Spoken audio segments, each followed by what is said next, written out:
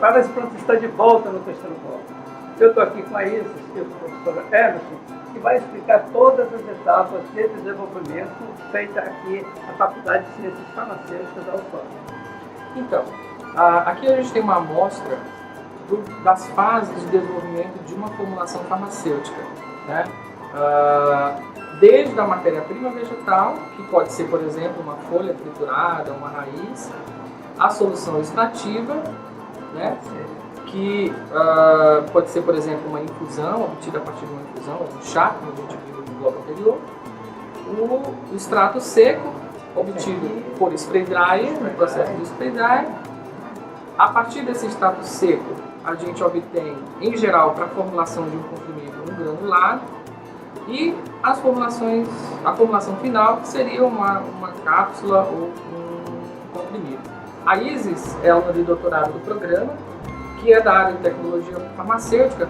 Ela pode até comentar um pouquinho sobre o processo de obtenção desse comprimido. Quais são as características, por exemplo, que um extrato tem que ter, ou do ponto de vista tecnológico, que você consegue modificar nesse extrato para que isso se transforme no comprimido? Então, nessa parte da extração, geralmente nós fazemos várias análises para verificar qual o melhor extrato, né, visando a atividade que nos interessa. Então, a partir desse extrato, a gente obtém o extrato seco por aspersão. Às vezes, dependendo do tipo de planta, esse extrato ele pode ser encapsulado diretamente ou comprimido, utilizando a nossa máquina de comprimir que está aqui atrás. Mas, algumas vezes, devido à aderência desse material na máquina, a gente prepara o granulado ou adiciona adjuvante juntamente no processo de secagem. Isso vai melhorar a obtenção do nosso granulado e do nosso comprimido final. Mas aqui no granulado, é o próprio pó? O próprio pó com adição de adjuvante. Aí esse granulado... Aqui eu adiciono novamente outros tipos de adjuvantes que são próprios para a obtenção de granulado. Você pode obter isso, por exemplo, no misturador. Pode ser obtido por duas formas, por via seca, só os pós dos adjuvantes são misturados e granulados, ou por via úmida, onde é adicionado um líquido de granulação. Ele vai te dar as características químicas para a obtenção do comprimido. Já a cápsula é mais simples, né? A cápsula também pode ser obtida através de granulado ou propriamente do extrato seco.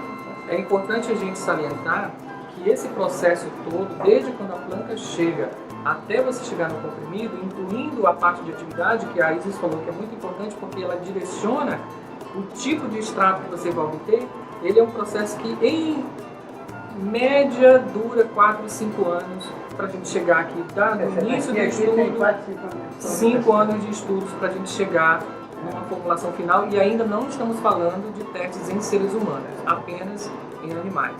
Mas aí, hoje, a gente sabe que a Amazônia é um celeiro de plantas medicinais super importantes. A gente sabe que a gente não tem nem 2% de plantas investigadas. Mas o que a Faculdade de Ciências Farmacêuticas está pesquisando mais? Quais são as potencialidades que vocês estão observando aqui nos estudos? Olha, em geral, a gente tem observado que uma boa estratégia para a gente correr mais rápido, para a gente desenvolver mais rápido, é aproveitar o conhecimento popular. Então, vamos trabalhar com espécies que a população já usa há 200 anos, centenas de anos. E a gente pode citar alguns exemplos, como a gente já comentou no decorrer do programa. O próprio jucá, que é a Olividiba férrea, ou Cesaplenia férrea. A Eugênia punicifolia, que é uma espécie usada para diabetes. A própria Cysticercosis, também que é insulina vegetal, usada para diabetes.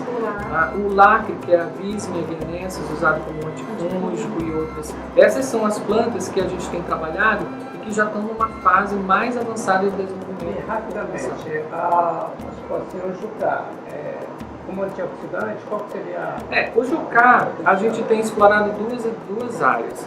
Uma linha de desenvolvimento de formulação tópica, semissólida, que é a parte de cicatrização, que é inclusive usada pela população para isso, e também a parte de diabetes, que também é usada. Então, seria uma linha para desenvolvimento de um produto tópico, para inflamação, cicatrização, e uma outra linha para um produto mais sólido que poderia ser usado, por exemplo, para diabetes. No Chucar, a gente tem trabalhado nessas duas vertentes. Que é o suporte do cara. Isso, para a linha de diabetes. Diabetes e investigando outras atividades, porque às vezes a gente encontra que a planta ela é utilizada por um fim, mas quando a gente testa no laboratório a gente encontra outras atividades. Então o nosso grupo tem se preocupado muito com um fenômeno que é a síndrome metabólica, que é uma doença que reúne várias doenças juntas, como hipertensão, obesidade, hiperglicemia, hiperlipidemia. Então, o nosso interesse, assim, futuro, é desenvolver um fitoterápico para o tratamento ou prevenção da síndrome metabólica. Você vai chegar a 70%, 80% da população. Isso. Esse professor Emerson Rios, assim, chegando até aqui, quais são os próximos passos? Até onde a universidade pode ir? Qual é o gancho da universidade com a indústria, com o comércio? Como instituição de pesquisa, ensino e pesquisa, nós temos uma missão, né, que é formar pessoas como a Isis, né, começou na graduação, fez mestrado, está fazendo doutorado, então ela vai estar formada para continuar esse trabalho e atuar tanto na universidade como numa indústria, mesmo para desenvolver, porque esse é um conhecimento que não é fácil, ele é difícil de ser obtido, então você precisa de pessoas altamente especializadas para chegar numa coisa como essa, para chegar num ponto de vista. Então a universidade já tem esse papel de ensino e pesquisa. A parte do desenvolvimento, nós precisamos das indústrias, nós precisamos das empresas. Então o nosso grupo ele é muito aberto à participação de indústrias, temos já projetos com indústrias locais e estamos aí atrás de projetos com indústrias nacionais que possam nos ajudar a desenvolver essas potencialidades aqui da Amazônia. Então o nosso objetivo é, agora, a partir de algumas plantas que já chegamos no desenvolvimento de formulações, começar os estudos clínicos com seres humanos e, futuramente, quem sabe, termos uma empresa parceira que possa aproveitar esse estudo para desenvolvimento de um fitoterápico genuinamente amazônico que nós ainda não temos hoje. A nossa maior floresta, com certeza, é a nossa maior farmácia. Eu quero agradecer bastante a isso. Ao Emerson, aqui eu conheço há muito tempo, e há muito tempo a gente estava devendo esse programa aqui com vocês aí, e torcer para que vocês continuem formando pessoas, formando profissionais, e também abrindo essa possibilidade de a gente ter uma farmácia amazônica. Tá. Eu só gostaria de finalizar agradecendo e, na verdade, não posso deixar de agradecer as agências de fomento que nos financiam, né?